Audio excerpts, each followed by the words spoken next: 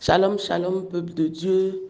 Je suis honoré et privilégié de pouvoir partager ce vocal avec vous. À l'entame de mes propos, je suis le pasteur Déborah.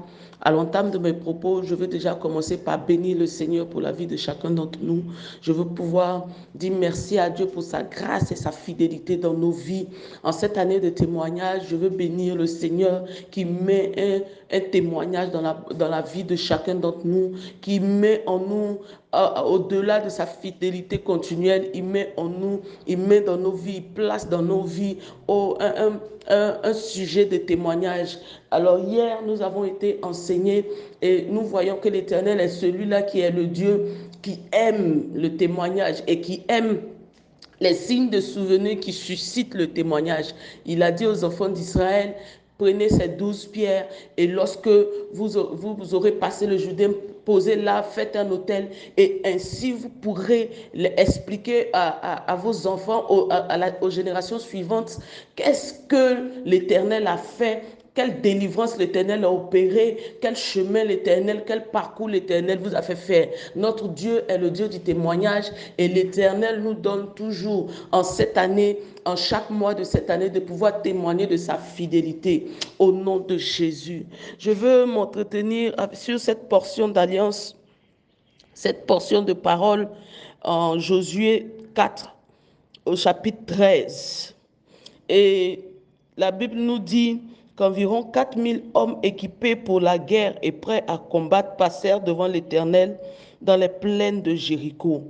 Bien-aimés, alors que nous sommes sur le chemin de la conquête, alors que nous sommes sur le parcours de la conquête, l'Éternel nous a donné plusieurs instructions. L'Éternel nous a montré un chemin. Il nous a donné plusieurs étapes. Et à cette étape de Josué 4, chapitre 13, nous avons maintenant passé le Jourdain. Nous sommes sur le territoire qui nous est promis. Nous sommes sur le territoire qui nous a été annoncé. Nous sommes sur le territoire de Jéricho, là où l'Éternel avait promis à Abraham, là où l'Éternel avait aussi promis à Moïse que le peuple d'Israël s'établirait. Mais il avait dit aussi quelque chose. Il avait dit que lorsque vous arriverez sur ce territoire, je ne chasserai pas tous ces fils que vous avez vus, que 12 tribus, que 12 personnes que 10 personnes sur 12 espions ont vu comme des géants, comme des personnes qui allaient nous écraser. Non, je ne les chasserai pas tous, de peur que les bêtes des champs ne vous dévorent, ne se multiplient et soient plus nombreux que vous et ne vous dévorent. Non, je vais les chasser progressivement. Mais bien aimé, le Seigneur ne chasse pas de lui-même progressivement. Il nous donne la victoire et c'est nous qui devons combattre pour conquérir. Et en ce jour, nous voulons parler sur le thème de prêt à combattre. Bien-aimé, pour ta promesse, il faut que tu sois prêt à combattre. Pour la prophétie que l'Éternel t'a donnée cette année, il faut que tu sois prêt à combattre. Prêt à combattre, pour la vision que tu as, la vision que Dieu a mis dans ton esprit, la vision que Dieu a mis dans ta famille, pour ce que Dieu t'a montré, il faut que tu sois prêt à combattre. Il a dit, cela t'est donné. Il a dit aux enfants d'Israël, je vous donne ce territoire. Mais bien aimé, il y a un combat à faire. Et il faut toujours être prêt à combattre. Lorsqu'on a suivi les instructions de Dieu, lorsqu'on a bâti un hôtel, alors il faut maintenant savoir que nous devons être prêts à combattre parce que nous combattons dans la victoire. Bien aimé, et être prêt à combattre, c'est d'abord en premier point savoir à quel niveau est-ce qu'on est. Bien aimé, ils étaient environ 40 000 hommes. On peut savoir précisément environ combien est-ce qu'ils étaient. On savait à peu près quel homme, combien d'hommes il y avait qui pouvaient aller en guerre. Bien aimé, lorsque tu veux rentrer dans une conquête, lorsque tu veux rentrer dans un combat, il faut que tu saches ton niveau. Il faut que tu saches à quel niveau tu es. Il faut que tu saches à quel niveau tu es avec le Seigneur. Il faut que tu saches comment est-ce que...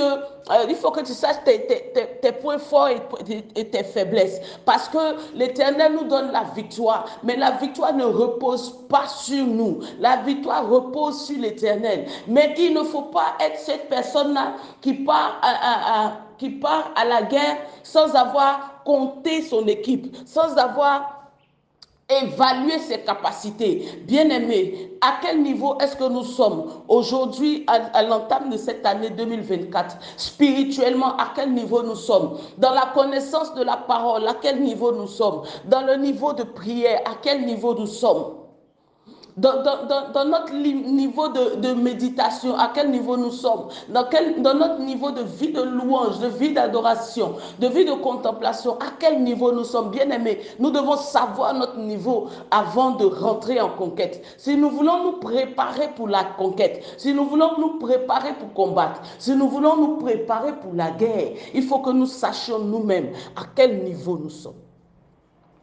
Et ce matin, la première question qui nous est posée, c'est à quel niveau nous sommes. Et la deuxième question, bien aimé, c'est le verset 13 dit ensuite, environ 40 000 hommes équipés pour la guerre. Bien aimé, nous devons être équipés pour la guerre. Nous devons être équipés pour la guerre. Nous devons être équipés pour la guerre. Nous avons l'armure du combattant. Bien-aimé, pour entrer en guerre spirituelle, pour entrer en conquête, il faut déjà être sûr que tu as le salut, que tu es enfant de Dieu. Il faut être sûr que tu as le casque du salut. Il faut être sûr que tu as la cuirasse de justice, que tu es justifié par le sacrifice de Jésus à la croix. Il faut être sûr que tu es dans la justification de Christ. Il faut être sûr que tu es dans la justification de l'instruction de Dieu. Bien-aimé, parce que tu peux être justifié, oui, par l'œuvre de la croix. Mais Dieu ne t'a pas envoyé dans ce combat. Alors, est-ce que ton combat est juste selon la pensée de Dieu? Est-ce que ce pourquoi tu es en train de vouloir te préparer, ce pourquoi tu es en train de vouloir aller au combat, c'est un combat dans lequel Dieu t'a appelé? Alors là, tu es juste. Alors là, Dieu est pour toi. Et parce que Dieu est pour toi, personne ne peut être contre toi. Ne nous limitons pas seulement à ce que Dieu soit avec nous. Il est avec nous en tout temps. Mais lorsque nous devons partir en conquête, il faut que nous nous rassurions que Dieu est pour nous.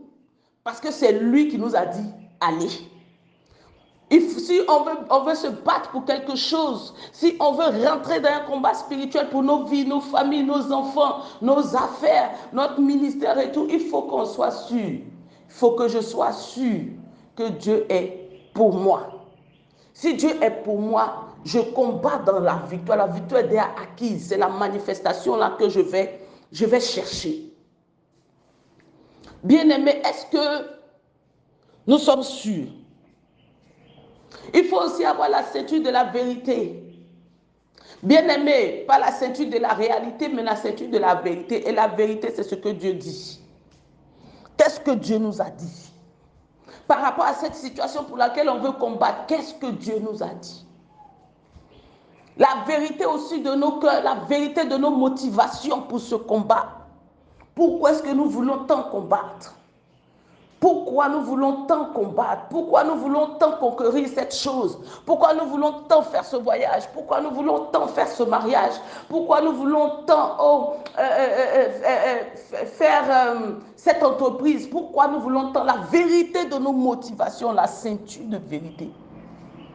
Bien aimé, il faut que nous soyons équipés pour aller combattre. Il faut que nous soyons équipés, bien aimés. Il faut que nous ayons les chaussures. Oh, bien-aimés, combien sommes-nous à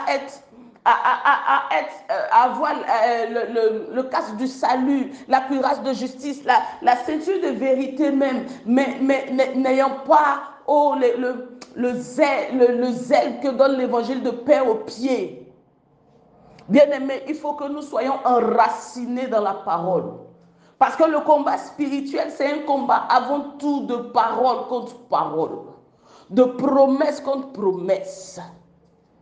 C'est un combat de toi tu dis ennemi, mais moi mon Dieu m'a dit. Mon Dieu m'a promis. Voilà ce qu'il dit. Et c'est un combat où on est enraciné dans la parole. Bien-aimé, il faut avoir toutes ces choses. Il faut qu'on soit équipé. Le bouclier de la foi. Bien-aimés, alors que la réalité fait chanceler quelquefois notre foi, lorsque nous voulons partir en combat, lorsque nous voulons partir conquérir, il faut que nous soyons sûrs que notre foi est ferme face à ce que nous verrons. Parce que dans le combat aussi, on prend des coups. Parce que dans le combat, on peut accuser des pertes. Mais cela ne doit pas entamer notre foi. Le bouclier de la foi. Amen. Il faut l'épée. Il faut l'épée. Bien-aimé, la conquête, c'est une question de sensibilité à l'esprit. Le combat spirituel, c'est une question de sensibilité à l'esprit. Combattre avec Dieu, c'est une question de sensibilité à l'esprit. Et le parcours avec Josué nous a très clairement exprimé ça. Bien-aimés, il faut que nous soyons prêts à combattre. Bien-aimés, alors que nous avons évalué nos capacités, il faut que nous évaluions aussi nos équipements. Il faut que nous évaluions aussi nos équipements. Et il faut que nos équipements soient aiguisés.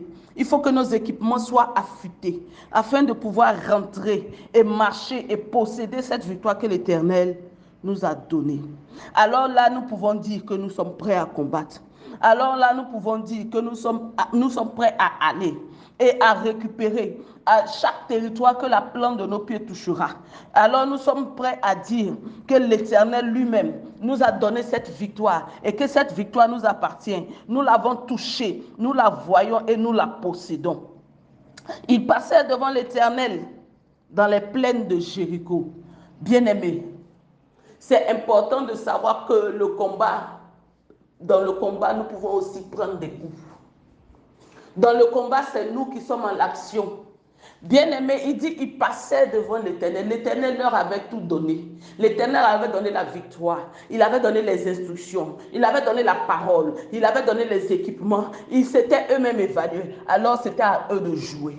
Bien-aimé, lorsque tu passes toutes ces étapes, il faut comprendre que c'est maintenant à toi de jouer. C'est à toi de jouer dans la prière. C'est à toi de jouer dans les offrandes. C'est à toi de jouer en bâtissant des hôtels. C'est à toi de jouer en établissant des moments de louange. C'est à toi de jouer en adorant. C'est à toi de jouer en suivant les instructions. C'est à toi de jouer en te levant. Lorsque le Seigneur te montrera des choses, c'est à toi de jouer. C'est à toi de jouer, bien-aimé. Je veux que quelqu'un puisse comprendre en cette année 2024, que l'Éternel nous a donné des grands témoignages. L'Éternel il nous a accordé une grande victoire en cette année 2024. Il nous a dit des choses. Mais bien aimé, au point où nous en sommes, alors que nous sommes prêts à conquérir, alors que nous avons évalué nos capacités, alors que nous nous sommes équipés, nous avons affûté nos équipements, alors que nous sommes sûrs de l'instruction de Dieu pour nous, c'est à nous de jouer. Afin que cette année 2024 soit une année de grands témoignages pour nous, c'est à nous de jouer.